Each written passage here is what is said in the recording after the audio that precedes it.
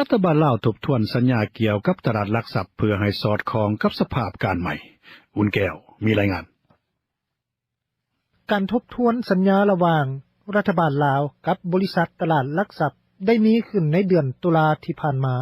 และได้มีการเซ็นขึ้นใหม่เกือบหมดทุกฉบับอิงตามแหล่งข่าวอยู่นครหลวงเวียงจันทน์แหล่งข่าวผู้ที่บ่ประสงค์ออกสื่อได้กล่าวต่อนักข่าวเอเชียเสรีว่าทุกๆเอกสารแม่นเปลี่ยนให้ท่านบุญปอนบุตรตนบงรองนายกรัฐมนตรีผู้รับผิดชอบเวียกงานเศรษฐกิจเป็นผู้เซ็นคืนใหม่เกือบหมดในเบื้องต้นเอกสารที่เป็นสัญญากับตลาดหลักทรัพย์นั้นแม่นท่านสมสบัติเล็งสวัสดิ์รองนายกรัฐมนตรีเป็นผู้เซ็นแหล่งข่าวยังได้กล่าวอีกว่าการทบทวนนั้นแม่นเพื่อให้สอดคล้องกับสภาพความเป็นจริงได้มีการดัดแก้คืนบางมาตราเพื่อให้แท่นเหมาะกับความเป็นจริงบางมาตรามีเนื้อในที่เข่งขัดสำหรับนักลงทุนโพดแต่บางมาตราก็เปิดให้นักลงทุนหลายโพดตลาดหลักทรัพย์อยู่ในประเทศลาวเปิดใช้บริการในปี 2011 เป็นต้นมาโดยแม่นบริษัทจากประเทศเกาหลีใต้เป็นผู้ลงทุนทางการนครหลวงเวียงจันทน์ของลาวพยายามแก้ไขปัญหาคนเล่ร่อนขอทานอยู่ตามตัวเมืองต่างๆเป็นต้นก็เมืองแม่นเมืองจันทบุรีศรีโคตบองและเมืองศรีสัตนาคมาตั้งแต่ปี 2009 คือพยายามมาได้5 ปีแล้วแต่ก็ยังบ่สามารถแก้ไขปัญหาให้ตกไปได้ยังมีอีกอยู่เกือบถึง300 คนถึงจะมีการโฆษณาบ่ให้ประชาชนให้เงินคนขอทานก็ตามดังชาวบ้านท่านหนึ่งเปิดเผยว่าคนขอทานนั้นก็คือว่าในไทยเฮานี่ก็ไทยเฮาก็ได้โฆษณาเผยแพร่ออกแจ้งการให้ประชาชนบ่ให้ให้เงินพวกขอทานพวกอย่างนี้เขาก็ได้โฆษณานี่เนาะจำนวนนึงเขาก็พวกประชาชนนี่เขาเจ้าก็เห็นว่าท่านเขาเจ้าก็ประกอบส่วนเขาเจ้าก็ให้จังซี่นะมันก็มีคนมาแต่บ่อนอื่นเนี่ยมันบ่แม่นอยู่บ้านของเฮานี่นะท่านเว้าว่าในช่วงหลายปีมานี้ทางการก็พยายามกวดล้างคนขอทานก่อนที่ทางนครหลวงเวียงจันทน์จะมีงานใหญ่เช่นการแข่งขันกีฬาซีเกมกองประชุมอาเซียนโดยการจัดส่งคนขอทานบางส่วนไปสถานที่สงเคราะห์และให้อำนาจการปกครองบ้านแจ้งให้ประชาชนเลิกให้เงินคนขอทานย้อนคิดว่าเมื่อบ่ได้เงินพวกเขาเจ้าก็จะเลิกขอทานไปเองและไปหาเวียกเฮ็ดงานทำแต่โดยความอีดูตนก็มีคนให้เงินคนขอทานนั่นหลายอยู่ตามสถิติของแผนกแรงงานและสวัสดิการสังคมนครหลวงเวียงจันทน์ในปี 2014 นี้อยู่นครหลวงมีคนขอทาน284 คนในนั้นแบ่งออกเป็น3 ประเภทคนคือผู้มีร่างกายสมบูรณ์คนพิการและเด็กน้อยคนขอทานส่วนใหญ่เป็นคนมาจากต่างแขวงเพื่อแก้ไขปัญหานี้เจ้าหน้าที่ก็พยายามส่งคนขอทานกลับคืนไปถิ่นเดิมของพวกเขาเจ้าแต่ก็มีจำนวนหลายกลับคืนมาอีกจำนวนหนึ่งก็ถูกส่งไปโรงเรียนฝึกอาชีพและสถานที่สงเคราะห์ซึ่งปัจจุบันมี60 คนเจ้าหน้าที่ต้านยาเสพติดท่านหนึ่งว่าเมื่อบ่ดนมานี้เจ้าหน้าที่เวียดนามและลาวได้ประชุมปรึกษาหารือกันเกี่ยวกับการแก้ไขปัญหายาเสพติดตามแนวชายแดนระหว่าง2 ประเทศพบว่าในปัจจุบันประชาชนตามแนวชายแดนลาวเวียดนามในจำนวน8 แขวงมีคนเสพยาเสพติดแล้วกว่า 40,000 คนส่วนใหญ่เป็นผู้ใช้แรงงานและเฮ็ดเวียกการเกษตรดังท่านกล่าวในตอนหนึ่งว่ายาเสพติดมันก็อยู่เกี่ยวกับเรื่องจะแน่นเฮ็ดให้เฮ็ดส้นอ้อยเฮ็ดนาแหละแล้วก็เป็นกรรมกรรับจ้างได้เงินจำพวกนี้ไปซื้อมากินเสียมีแต่เขาซื้อจากบนอื่นมาสู่ท่านกล่าวถึงว่า8 แขวงของลาวที่มีการสำรวจคือแขวงเสียงขวางหัวพันหลวงพระบางและแขวงพงศลีสำหรับแขวงของเวียดนามนั้นก็มีแขวงงออานแขวงทันหัวเซอร์ล่าและแขวงเดียนเบียนพบว่ามีผู้เสพยาเสพติดประมาณ 24,300 คนเทียบใส่ปี 2013 ถือว่าเพิ่มขึ้น 2,800 คนยาเสพติดที่ประชาชนนิยมเสพหลายกว่าหมู่แม่นยาบ้าและฝิ่นนอกจากนั้นยังพบเห็นในปี 2014 นี้ในเขตชายแดนลาวเวียดนามในบรรดา8 แขวงดังกล่าวมีคดีเกี่ยวกับยาเสพติดหลายกว่า 3,200 คดีสามารถจับกุมผู้ต้องหาได้กว่า 4,300 คนเพิ่มขึ้น300 กว่าคนจากปี 2013 เจ้าหน้าที่ท่านนี้เว้าเติมว่าการเพิ่มขึ้นทั้งผู้เสพและผู้ขายแสดงให้เห็นว่าการแก้ไขปัญหายาเสพติดตามแนวชายแดนลาวเวียดนามยังล้มเหลวอยู่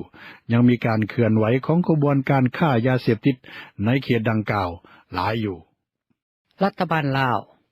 ได้ลงนามในกฎหมายว่าด้วยอินเทอร์เน็ตที่อ้างว่าเพื่อรับห้องรับเอาการเติบโตของอินเทอร์เน็ตแต่ที่จริงแล้วกฎหมายนั้นมีบทบัญญัติที่ขัดแย้งกันอย่างหลวงหลายที่เป็นบ่อนทำลายสิทธิเสรีภาพในการปากเว้าขีดเขียนและสิทธิอื่นๆของพลเมืองลาวตามรายงานของอาเซียนบิดที่ลงในหนังสือพิมพ์เดอะดิปโลมัตในวันที่5พฤศจิกายน 2014 นี้กลุ่มเสรีภาพทางอินเทอร์เน็ตว่าเมื่อเวลาได้รับรายงานเมื่อ2 เดือนก่อนนั้นความเป็นห่วงของผู้ใช้อินเทอร์เน็ตเกี่ยวกับอาชญากรรมที่ระบุไว้ในกฎหมายนั้นปรากฏว่าคุ้มเคือในเวลานั้นถึงแม้ว่าข้อกำหนดของกฎหมายที่ยังบ่ทันได้ประกาศให้ปวงชนหูก็ตามขณะนี้ทางเดอะดิปโลแมตได้รับกฎหมายนั้นเป็นภาษาอังกฤษอย่างบ่เป็นทางการและเมื่อได้อ่านเอกสารนั้นแล้วสามารถยืนยันได้ว่ามีเหตุที่จะเฮ็ดให้มีความกังวลเกี่ยวกับผลกระทบของกฎหมายใหม่นั้นไปในทางที่บ่ดีต่อสิทธิเสรีภาพของสื่อมวลชนและต่อประชาธิปไตยอยู่ประเทศลาวกฎหมายได้วางข้อกำหนดไว้อย่างเคร่งครัดสำหรับผู้ใช้อินเทอร์เน็ตเกี่ยวกับการแบ่งปันหรือเผยแพร่ข้อมูลข่าวสารทางออนไลน์ตัวอย่างมาตรา 6รับรู้สิทธิของส่วนบุคคลในการแลกเปลี่ยนข้อมูลทางออนไลน์แต่บังคับให้ผู้ดูแลเว็บไซต์กวดก้าเนื้อหาของข้อมูลก่อนที่จะลงเผยแพร่จากเว็บของพวกเขาพร้อมกันนั้นยังกำหนดไว้เติมอีกว่าข้อมูลข่าวสารที่บ่ได้รับอนุมัติจากสื่อมวลชนทางการและองค์การสื่อมวลชนที่ถูกต้องตามกฎหมายแล้วแม้นบ่สามารถนำมาใช้อย่างเป็นทางการได้นี่หมายความว่าผู้ใช้อินเทอร์เน็ตลาวสามารถรายงานข่าวเพื่อแบ่งปันข้อมูลเพียงแต่ต้องได้รับการอนุมัติจากรัฐเท่านั้นบ่สปป.ลาวจะบ่สามารถลดผ่อนจำนวนบ้านที่ทุกข์ยากในทั่วประเทศตามเป้าหมายที่วางไว้ได้การลดผ่อนจำนวนบ้านทุกข์ยากในลาวให้ได้ 11% หรือต่ำกว่าโดยเฉพาะในเขตชนบทในทั่วประเทศในปี 2015 นั้นอาจจะบ่ได้ตามเป้าหมายที่ได้วางไว้อิงตามการรายงานของหนังสือพิมพ์เวียงจันทน์ไทม์ในมื้อวันที่5พฤศจิกายนปี 2014 ที่อ้างตามคำเว้าของเจ้าหน้าที่ลาวบทรายงานดังกล่าวถูกเปิดเผยโดยคณะกรรมการชี้แนะเกี่ยวกับการพัฒนาชนบทและการลดล้างความทุกข์ยากในลาวที่กองประชุมประจำปีที่นครหลวงเวียงจันทน์ในมื้อวันพุธปัจจุบันบ้านในเขตชนบทของลาวที่ถูกบรรจุเข้าในรายชื่อบ้านที่ทุกข์ยากมีอยู่ทั้งหมด 1,965 บ้านในทั่วประเทศท่านก่อนแก้ววง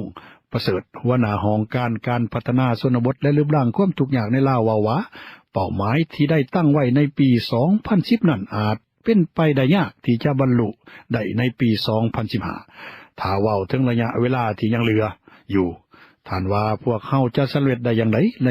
ในระยะเวลา1ปีจำนวนบ้านที่ทุกข์ยากได้ลดลงเพียงแต่ 23.08% มาฮอดปี 2014 หายไปกว่านั้นการบังคับใส่โครงการลดล้างบ้านทุกข์ยากในลาวยังบ่ได้ถึง 50% ในทั่วประเทศเถื่อดังโครงการร่วมบ้านใหญ่เข้าในเมืองน้อยเพื่อให้ประชาชนสามารถเข้าถึงการบริการประเภทต่างๆนั้นก็ยังบ่บรรลุเป้าหมายสาเหตุที่บ่สามารถบรรลุเป้าหมายใดนั้นก็แม่นการขาดงบประมาณของรัฐบาลชาวนครหลวงเวียงจันทน์ท่านหนึ่งว่าในงานบุญนมัสการพระธาตุหลวงที่กำลังดำเนินไปอยู่นี่ราคาอาหารตามห้างต่างๆสูงขึ้นผิดปกติเทียบใส่ปีที่ผ่านมาหรือเป็นย้อนสาเหตุขึ้นค่าเช่าสถานที่นั่นหลายเฮ็ดให้พวกพ่อค้าแม่ค้าต้องได้ขึ้นค่าอาหารของตนเพื่อบ่ให้ขาดทุนสิ่งที่มันเป็นปกตินี่คือมันขึ้นราคามันขึ้นหมดสมมติว่าข้าวปุ้นทั่วไปมัน 5,000 หรือ 8,000 แต่อันนี้ 10,000 กีบเมื่อเก็บค่าที่แพงเขาเจ้าก็ต้องแพงท่านเว้าต่อไปว่าสำหรับค่าฝากรถอยู่บริเวณหน้าทางเขาบุญก็ขึ้นคือกันปีที่แล้วค่าฝาก 15,000 กีบแต่ปีนี้ขึ้นเป็น 20,000 กีบ ซึ่งถือว่าแพงหลายเมื่อไปถามพวกรับฝากรถว่าเป็นหยังค่าฝากรถจึงขึ้นหลายก็บ่มีผู้ใดอธิบายถึงสาเหตุนั้นได้ท่านเว้าตื่มอีกว่าการขึ้นราคาที่ว่านั้นอาจเป็นการขึ้นที่บ่มีความโปร่งใสโดยอาศัยช่องว่างของทางระเบียบการเนื่องจากว่าเจ้าหน้าที่ที่เกี่ยวข้องอาจจะบ่สามารถกวดการาคาอาหารได้ทุกห้านและได้ทุกบอนแต่บางคนก็ถูกเจ้าหน้าที่จับยังได้ก็ตามมีรายงานว่าในบริเวณงานบุญพระธาตุหลวงปีนี้มีการขายเบียร์และเครื่องดื่มมึนเมาตามสถานที่ต่างๆซึ่งตามปกติแล้วขายอยู่ในบริเวณที่มีการแสดงคอนเสิร์ตสิ่งดังกล่าวประชาชนเห็นว่าบ่สมควรที่สุดเห็นให้เสื่อมเสียภาพลักษณ์ของงานบุญท่านกล่าวในที่สุด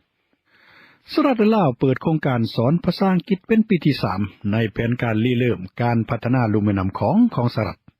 ท่านเดเนียลครุนเอกอัครราชทูตสหรัฐประจำลาวและห้องเอกอัครบดีกรมกิจการต่างประเทศกระทรวงต่างประเทศสปป.ลาวดร.ศรีเวียงเพชรวรจักรได้เปิดสัมมนาเกี่ยวกับโครงการสอนภาษาอังกฤษให้แก่พนักงานรัฐขึ้นเป็นปีที่3ที่กระทรวงต่างประเทศแผนกกิจการต่างประเทศที่นครหลวงเวียงจันทน์โครงการสอนภาษาอังกฤษในลาวเป็นปีที่3เท่านี้เกิดขึ้นบนพื้นฐานแผนการริเริ่มการพัฒนาประเทศลุ่มแม่น้ำของรัฐบาลสหรัฐในจุดประสงค์เพื่อเพิ่มความร่วมมือในคงเขตในแขนงการศึกษาพลังงานสิ่งแวดล้อมการเกษตรความปลอดภัยทางอาหารและการแพทย์รวมด้วยการเชื่อมโยงกับคงเขตเป้าหมายของโครงการนี้ก็แม่นเพื่อสิทธิสอนภาษาอังกฤษให้เจ้าหน้าที่ในประเทศลุ่มแม่น้ำซึ่งเป็นภาษาที่ต้องการในกองประชุมระดับสากลและภาคพื้นการให้ข้อมูลและเฮ็ดเวิร์กช็อปประเภทต่างๆเจ้าหน้าที่จากประเทศเหล่านี้ก็ยังสามารถสำเร็จการฝึกฝนภาษาอังกฤษได้จากการสัมมนาและสิทธิสอนทางไกลในเครือข่ายอินเทอร์เน็ตจากโครงการดังกล่าวของสหรัฐนำอีกการสิทธิสอนภาษาอังกฤษในปีที่3นี้จะรวมด้วย6สัมมนาเป็นภาษาอังกฤษที่เน้นใส่ปัญหาในคงเขตในนั้นรวมด้วยการกสิกรรมการเชื่อมโยงการศึกษาพลังงานสิ่งแวดล้อมและการแพทย์เป็นการสิทธิสอนแบบกระทัดรัดประธานคณะกรรมการเขียนร่างรัฐธรรมนูญของไทย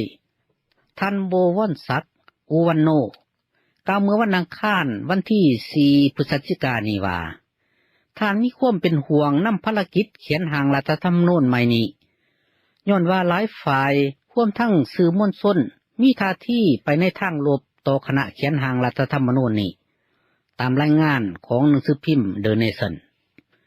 คณะกรรมการเขียนร่างรัฐธรรมนูญใหม่ประกอบด้วยสมาชิก36คน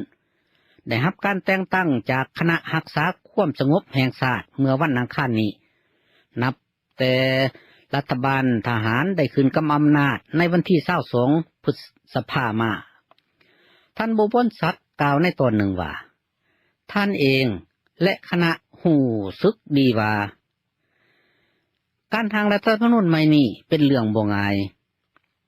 พวกท่านจะพยายามเฮ็ดทุกสิ่งทุกอย่างเพื่อให้ถูกจิตใจของทุกฝ่ายแต่จะพยายามสวมใส่การเขียนเนื้อในของรัฐธรรมนูญให้ดีร่างรัฐธรรมนูญใหม่นี้คาดว่าจะให้สำเร็จภายในเดือนกรกฎาคมปี2015และจะเสนอไปยังพระมหากษัตริย์ในเดือนกันยา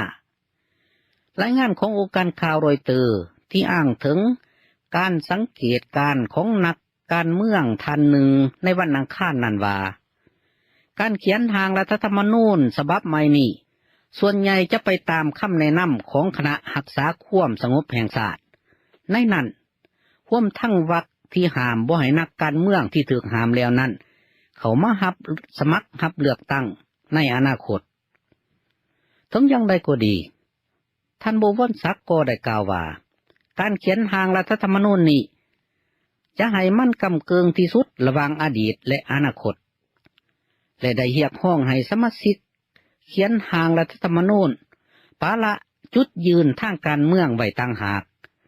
และเปิดอกเปิดใจกับผู้ที่มีความเห็นแตกต่างกัน กลุ่มประชาธิปไตยสมาชิกสภาฮ่องกงได้พากันเรียกร้องให้มีการสืบสวนผู้นำฮ่องกงอย่างเป็นทางการในมื้อวันพุธโดยว่าเขาขาดความเชื่อถือทางด้านการเมืองหลังจากได้รับเงินเป็นจำนวนหลวงหลายจากบริษัทออสเตรเลียโดยที่บ่แจ้งต่อทางการขีดความเชื่อถือของผู้นำฮ่องกงฐานเลืองจุนยินในเวลานี้อยู่ระดับต่ำสุดท่ามกลางกลุ่มประท้วงเพื่อประชาธิปไตยยังสืบต่อการประท้วงและคุ้มครองภาคส่วนที่สำคัญในฮ่องกงอยู่ฐานเรื่องได้ปฏิเสธต่อข้อกล่าวหาจากหนังสือพิมพ์ออสเตรเลียที่ออกบทรายงานวางเดือนที่ผ่านมาว่าทานบ่ได้แจ้งเงินที่ทานได้รับจำนวน50 ล้านดอลลาร์จากบริษัทวิสาหกรรมออสเตรเลียในช่วงที่ทานเป็นผู้นำฮ่องกงเงินจำนวนดังกล่าวแมนเกี่ยวกับขอตกลงการซื้อขายที่ดินในปี 2011 ของบริษัทออสเตรเลียกับบริษัท DCT ซึ่งทานเรื่องเป็นผู้บริหารจัดการในเวลานั้นก่อนทานจะขึ้นเป็นผู้บริหารฮ่องกงประมาณ 2-3 เดือนของการของทานเรื่องว่าสัญญาการค้าขายเป็นความลับทางด้านการค้าระหว่างผู้ซื้อและผู้ขายและก็เป็นมาตรฐานของการค้าส่วนบุคคลจึงบ่จำเป็นต้องแจ้งต่อทางการทางการจีนจะลงโทษอย่างรุนแรงที่สุดต่อเจ้าหน้าที่ทางการอยู่ทิเบตที่สนับสนุนองค์ดาไลลามะผู้นำทางจิตวิญญาณของชาวทิเบตที่ลี้ภัยอยู่ประเทศอินเดียและผู้ได้รับรางวัลโนเบลแขนงสันติภาพตามรายงานของสื่อมวลชนทางการที่อิงใส่คำเว้าของผู้นำพรรคเขตทิเบตของพรรคคอมมิวนิสต์จีนในวันพุธนี้ท่านเชนกวงกูหัวหน้าพรรคเขตทิเบตของพรรคคอมมิวนิสต์จีนให้คำมั่นสัญญาว่าจะถอนหากถอนโค่นพวกเจ้าหน้าที่ทางการผู้ที่สนับสนุนองค์ดาไลลามะและจะล้มล้างการเคลื่อนไหวแบ่งแยกดินแดนอยู่ในขงเขตนี้ตามรายงานอยู่ในหน้าทำอิฐของหนังสือพิมพ์รายวัน The Tibet Daily ซึ่งหนังสือพิมพ์ของพรรคที่หับใส่ในเขตนี้ท่านว่าพวกสมาชิกพรรคโดยเฉพาะพนักงานขันนำอยู่ในทุกระดับต้องรักษาความสามัคคีของมาตุภูมิแห่งนี้ท่านเว้าเติมอีกว่าพวกพนักงานที่มีท่าทีเข้าข้างกลุ่มดาไลที่14ไปตามกลุ่มดาไลที่14และมีส่วนร่วมในการสนับสนุนการเคลื่อนไหวที่แทรกแซงเข้าทำลาย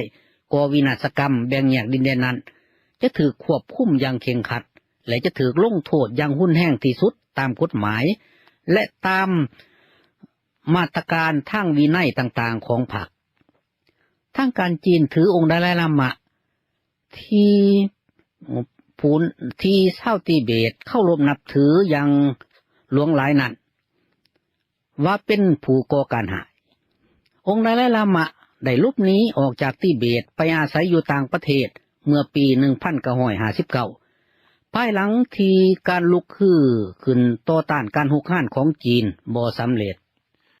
เขตภาคกลางของเวียดนามถูกทำลายจากโครงการสร้างเขื่อนอย่างหนักหนังสือพิมพ์เวียดนามเน็ตรายงานว่าเขตภาคกลางและเขตทงเพียงภาคกลางของเวียดนามซึ่งเป็นบ่อนสร้างเขื่อนไฟฟ้าจำนวน200เขื่อนได้ส่งผลกระทบทั้งลบต่อสิ่งแวดล้อมและชุมชนยิ่งตามคำเว้าของตัวแทนผู้ที่เข้าร่วมกองประชุมเครือข่ายแม่น้ำเวียดนามที่จัดขึ้นที่แขวงทัวเทียนหัวภาคกลางของเวียดนามวันอาทิตย์ที่ผ่านมานางความที่ได้หนึ่งจำนวนผู้ที่เข้าร่วมกองประชุมดังกล่าวว่าจากการสำรวจของหองการของนางพบว่าโครงการสร้างเขื่อนไฟฟ้าขนาดกลางและขนาดน้อยในเขตภาคกลางและเขตทงเพียงภาคกลางของเวียดนามส่วนใหญ่บ่ได้ปฏิบัติตามกฎหมายการปกป้องป่าไม้และการพัฒนาของรัฐบาลในการสร้างเขื่อนเจ้าหน้าที่ท้องถิ่นกับกลุ่มนักลงทุนขาดความรับผิดชอบในการจัดสรรที่ดินสำหรับปลูกต้นไม้ทดแทนเลือกพันธุ์ไม้ที่แข็งแกร่งและรักษาปกป้องเขตป่าไม้ที่ปลูกใหม่นางว่าป่าไม้ในพื้นที่กว่า 1,000 เฮกตาร์ถูกทำลายย้อนการสร้างเขื่อนซองหินบาฮาและกองนั่งที่แขวงภูเย็น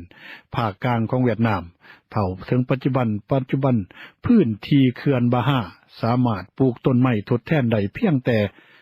1/10ของพื้นที่ทั้งหมดที่ถูกทำลายประมาณ200เฮกตาร์เท่านั้นและเขื่อนอื่นๆก็ยังบ่สามารถปลูกต้นไม้ทดแทนได้เลย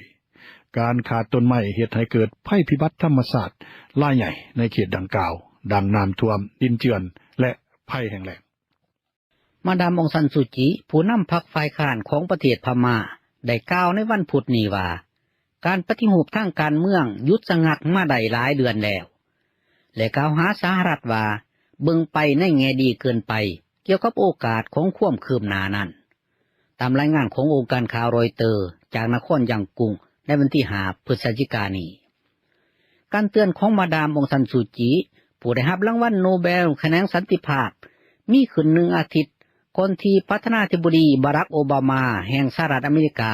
และบรรดาผู้นำประเทศอื่นๆจะไปเยี่ยมยามพม่าเพื่อเข้าร่วมกองประชุมสุดยอดระดับโขงเขตพวกผู้นำทหารพม่าลงจากฐานะเป็นผู้บริหารประเทศในปี 2011 โดยการยกเลิกข้อจำกัดต่อฝ่ายกงกันข้ามทางการเมืองและปล่อยนักโทษการเมืองที่ประธานาธิบดีสหรัฐและบรรดาผู้นำประเทศตะวันตกมีความยินดีนำแต่รัฐบาลพม่าล้มเหลวในการที่จะลดความเข่งตึงระหว่างชาวพุทธที่เป็นคนส่วนใหญ่ของประเทศและชาวมุสลิมโรฮิงญาองค์การปกป้องสิทธิมนุษย์หลายองค์การก็ได้กล่าวหาพวกทหารที่ละเมิดสิทธิและการปราบปรามสื่อมวลชนของทางการตลอดมาซึ่งอย่างน้อยนักข่าว16 คนถูกตัดสินลงโทษจำคุกมาตั้งแต่ปีกายแต่พวกกำอำนาจพม่าที่กำลังขัดขวางบ่ให้มีการปรับปรุงรัฐธรรมนูญเพื่อจะอนุญาตให้มาดามองซันซูจีรับสมัครเลือกตั้งเป็นประธานาธิบดีนั้นได้ปฏิเสธการกล่าวหาต่างๆที่ว่ามานานสหรัฐบีบให้เกาหลีใต้ถอนตัวออกจากงานแสดงเรือบินในจีนในมื้อวันพุธเกาหลีใต้ได้ยกเลิกแผนการที่จะส่งเรือบินทหารที่ทันสมัย2 ลำไปแสดงในงานแสดงเรือบินในจีนในอาทิตย์หน้าให้เหตุผลว่าถูกบีบจากสหรัฐกองทัพอากาศเกาหลีใต้มีแผนการจะส่งเครื่องบินทหารที่เทรนเนอร์2 ลำไปร่วมในงานแสดงเรือบินของจีนระหว่างวันที่11-16 พฤศจิกายนที่เมืองซูไห่ภาคใต้ของจีนในภาคส่วนการแลกเปลี่ยนทางด้านทหารระหว่าง2 ประเทศอิงตามคำเว้าของโฆษกกระทรวงป้องกันประเทศเกาหลีใต้ฐานว่าแผนการถูกยกเลิกในนาทีสุดท้ายเกิดขึ้นหลังจากมีการปรึกษาหารือกันระหว่างเกาหลีใต้กับพันธมิตรที่สำคัญทางด้านทหารของเกาหลีใต้คือสหรัฐโฆษกกระทรวงป้องกันเกาหลีใต้ยังบอกอีกว่าทางการเกาหลีใต้ได้ตัดสินใจยกเลิกการเข้าร่วมงานแสดงเรือบินกับจีนหลังจากทางการสหรัฐเป็นห่วงเกี่ยวกับกฎหมายห้ามการส่งออกเทคโนโลยีทางด้านทหารของสหรัฐเพราะเทคโนโลยีที่สำคัญในเรือบินลำนี้แม่นผลิตโดยบริษัทสหรัฐพรรคเรพับลิกันชนะการเลือกตั้งสมาชิกวุฒิสภาหรือสภาสูงครึ่งสมัยอยู่รัฐอาร์แคนซัสโคโลราโดไอโอวามอนตานานอร์แคโรไลนาซาวท์ดาโกตาและรัฐเวสต์เวอร์จิเนียของสหรัฐอเมริกาอันเฮ็ดให้พรรคมีเสียงส่วนหลายอยู่ในสภาสูงและคาดว่าจะได้รับชัยชนะอยู่รัฐอื่นๆอีกเติมหลังจากนับคะแนนครบถ้วนแล้วปัจจุบันพรรครีพับลิกันมีที่นั่งในสภาสูง52 ที่นั่งคือมีหลายกว่าครึ่งหนึ่งของสมาชิกทั้งหมดที่มี100 ที่นั่งจากชัยชนะในรัฐไอโอวาและรัฐนอร์แคโรไลนาเฮ็ดให้พรรครีพับลิกันที่เก่าแก่สามารถคว้าได้หลายกว่า6 ที่นั่งเฮ็ดให้พรรคนี้สามารถมีที่นั่งส่วนใหญ่ในสภาสูงสำเร็จที่มีที่นั่งอยู่ในมืออย่างน้อย53 ที่นั่งหมายความว่ามีที่นั่งหลายขึ้นกว่าที่มีอยู่ในปัจจุบันและหมายความว่าเวลาสมาชิกรัฐสภาชุดใหม่เข้าสาบานตัวในเดือนมกราที่จะมาถึงนี้พรรครีพับลิกันจะเป็นขั้งทำอิฐที่จะได้มีเสียงส่วนหลายอยู่ในทั้ง2 สภาคือสภาต่ำและสภาสูงนับตั้งแต่ปี 2006 มาในการปนบัตรเลือกตั้งครึ่งสมัยครั้งนี้สื่อของสหรัฐอเมริการายงานว่าสภาพทางเศรษฐกิจเป็นปัจจัยสำคัญในความคิดของพลเมืองสหรัฐที่ไปลงคะแนนเสียงเลือกตั้งในวันที่4 พฤศจิกายน 2014 นี้ศาลญี่ปุ่นได้ตัดสินให้เจ้าของร้านอาหารและผู้จัดการ2 คนจ่ายค่าเสียหายกว่า$500,000แก่ครอบครัวพนักงานผู้ที่ฆ่าตัวเองตายหลังจากถูกบีบบังคับให้เฮ็ดเวียกเกินเวลากว่า200 ชั่วโมงในแต่ละเดือน หัวหน้าศาลสันตนที่กรุงโตเกียวกล่าวว่าห้านสเต็กเฮาส์ซันชาเลนที่มีศูนย์กลางอยู่กรุงโตเกียวและเจ้าหน้าที่ผู้บริหาร2คนได้ล้มแล้วในการยุติการใส่งานของพนักงานคนหนึ่งผู้ที่บ่ประสงค์ออกสื่อจากการเฮ็ดเวียกหนักเกินไปหลายชั่วโมงในแต่ละอาทิตย์ท่านได้กล่าวต่อหนังสือพิมพ์เกียวโดนิวในมื้อวันอังคารว่าร้านอาหารแห่งนี้ให้พนักงานพักเพียงแต่1มื้อในการเฮ็ดเวียกหลายเดือนความกดดันทางด้านจิตใจจากการเฮ็ดเวียกหลายชั่วโมงและการกดขี่ข่มเหงประเภทต่างๆเฮ็ดให้สภาพจิตของเขาบ่เป็นปกติเขาจึงฆ่าตัวเองตายดังนั้นทางศาลจึงได้รับสั่งให้เจ้าของร้านอาหารดังกล่าวรวมทั้งผู้จัดการ2คนจ่ายค่าเสียหายในจำนวนเงิน58ล้านเยนหรือประมาณ 510,000 ดอลลาร์ให้แก่ครอบครัวของพนักงานชายคนที่เสียชีวิตคนนั้นซึ่งในช่วงที่ลาวเสียชีวิตในเดือนพฤศจิกายนปี 2010ลาวมีอายุเพียงแต่24ปีเท่านั้นลาวคือกดขี่ข่มเหงทั้งด้านห่างกายและวาจาจากผู้จัดการร้านอาหารอย่างต่อเนื่องในช่วงที่ลาวเฮ็ดเวียกการปฏิรูปเศรษฐกิจตามสีสันของอินเดียจะเป็นการเดินทางที่ยาวนานตามคำเว้าของรัฐมนตรีกระทรวงการเงินประเทศอินเดียต่อบรรดานักลงทุนต่างประเทศในวันพุธนี้ท่านอรุณเจตเลรัฐมนตรีกระทรวงการเงินกล่าวเตือนคณะผู้แทนที่เข้าร่วมกองประชุมฟอรัมเกี่ยวกับเศรษฐกิจโลกว่าบ่ให้แก้ไขปัญหาเศรษฐกิจอินเดียไปอย่างไว้ว่าบ่ได้แท้ๆที่จะใส่ความคิดใหญ่1หรือ2ความคิดเท่านั้นท่านกล่าวว่ารัฐบาลอินเดียควรจะเฮ็ดอย่างต่อเนื่องตามวาระการปฏิรูปและเชื่อฟังในบทบาทที่ไปตามทิศทางเดียวในขณะเดียวกันพวกนักวิพากษ์วิจารณ์ก็กล่าวหารัฐบาลที่นิยมฝ่ายขวาซึ่งได้รับการเลือกตั้งเมื่อเดือนพฤษภาคมว่าขาดความกล้าหาญในการกำจัดอุปสรรคทางด้านระเบียบการและระบบราชการในการเฮ็ดธุรกิจเพื่อดึงดูดเอานักลงทุนต่างประเทศรัฐบาลอินเดียได้เริ่มปฏิรูปจำนวนหนึ่งในการดัดแปลงกฎระเบียบแรงงานเพื่อเฮ็ดให้อินเดียก้าวเข้าสู่การเป็นประเทศอุตสาหกรรมเช่นเดียวกันกับจีนที่จะให้เวียกงานเฮ็ดสำหรับกำลังแรงงานหนุ่มน้อยที่เติบโตขึ้นแต่การเปลี่ยนแปลงนี้อยู่ในอันดับต่ำเป็นส่วนใหญ่การแก้ไขกฎหมายบ่โดยแรงงานก็ส่วนใหญ่แก้ไขระเบียบการขั้นตอนหลายกว่าจะลดผ่อนข้อจำกัดในการจ้างและการไล่คนงานออกจากการ